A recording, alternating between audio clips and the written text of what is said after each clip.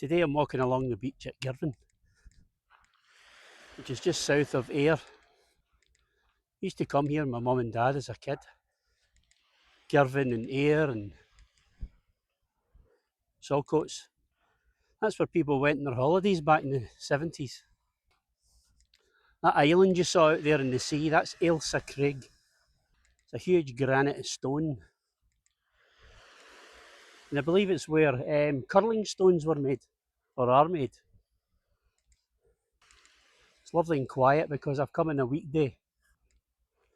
Quite warm, about 20 degrees centigrade. T-shirt weather for a Scotsman. So quiet down here. I love it. I've always found Girvan to be a bit quieter than Ayr. Ayr's about an hour's drive from Glasgow. Here is about an hour and a half. So just going that wee bit further gives you that bit more quiet. You can go on a boat trip around the Ailsa Craig, look round the back of it. The boat trips from Glasgow come down the Firth of Clyde. That's called going down the water. That's what nearly every Glaswegian done the 40s, 50s, 60s on Fair Fortnight, which was the 2 weeks when every company closed down. The shipyards, engineer works, everywhere closed down in the same fortnight, and everyone piled onto the trains and the boats and headed down to the coast. That was your 2 weeks holidays back then. I suppose everyone in Britain had their own places: Scarborough, Whitby, Skegness, and over the other side you've got Blackpool and Morecambe. So I brought my packed lunch with me. I'm just going to chill and soak in the atmosphere. The waves, the gentle breeze, the warmth, looking at the seagulls. You can't beat it. Oh, and the midges. You can beat them. So Girvan's a harbour town, and it's kind of situated in between Ayr, which is about half an hour up the way, and Stranraer, which is maybe another half an hour or 40 minutes down. Stranraer's beautiful as well. I'll go there at some point. Port Patrick, it's all down that way, further down the coast.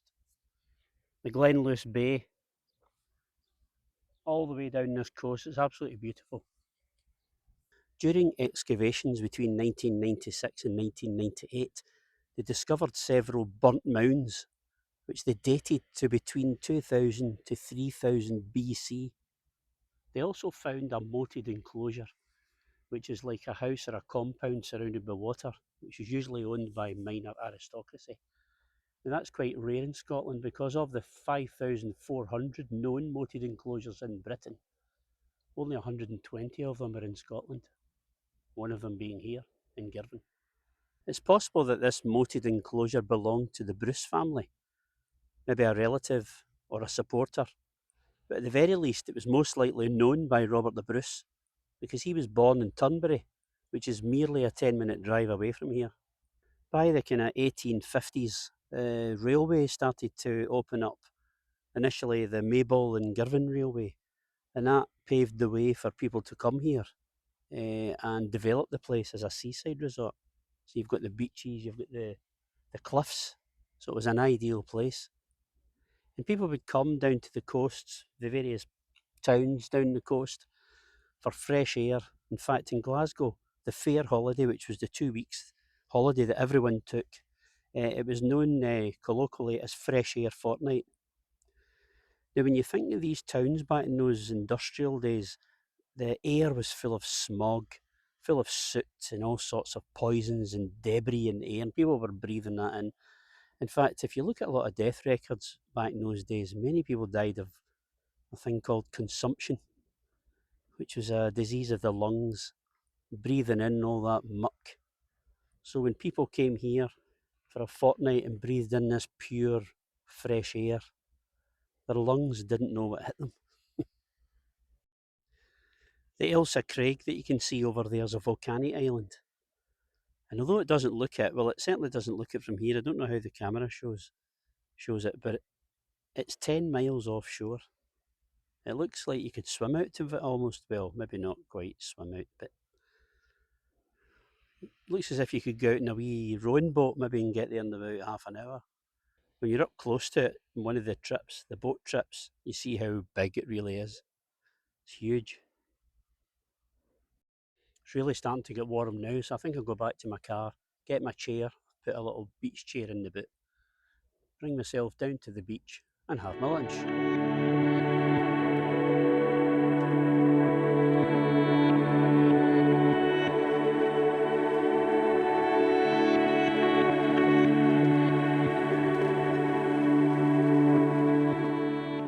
So this is a little boating kind of lake.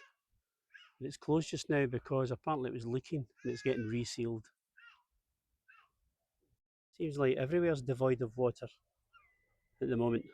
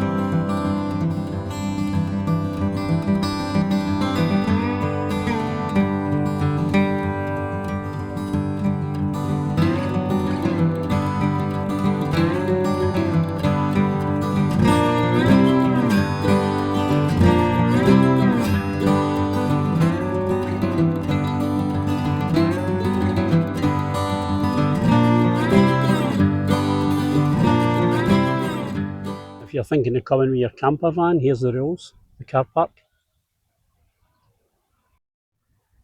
I've driven down the coast another 5-10 minutes and found a lovely spot. Just in a lay-by. I've walked down onto the rocks.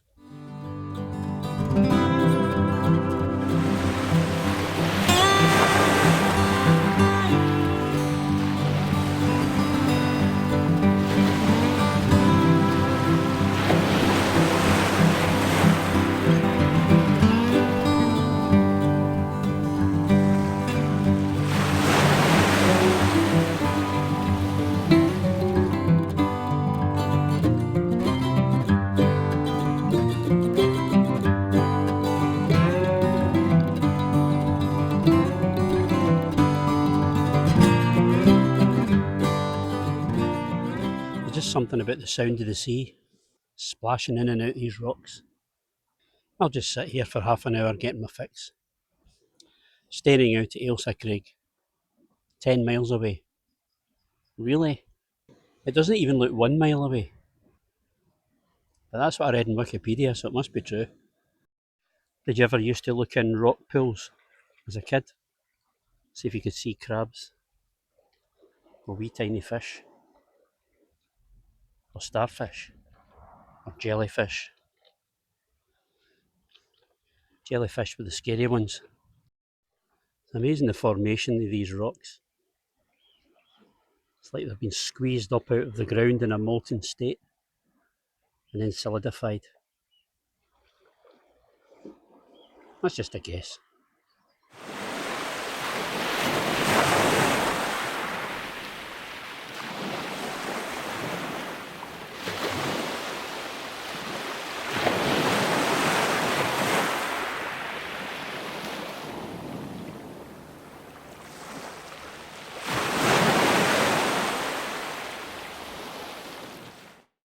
Wow, look at these holes in the rocks. What's caused that? Is it tiny pebbles inside been twirling around, wearing away? Perfect circles.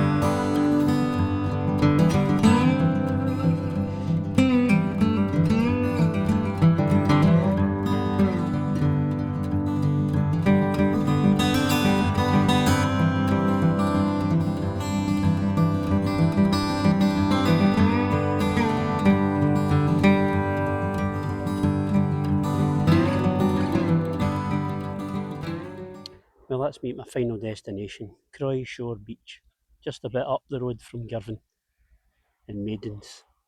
I hope you enjoyed that little trip along the coast of Ayrshire.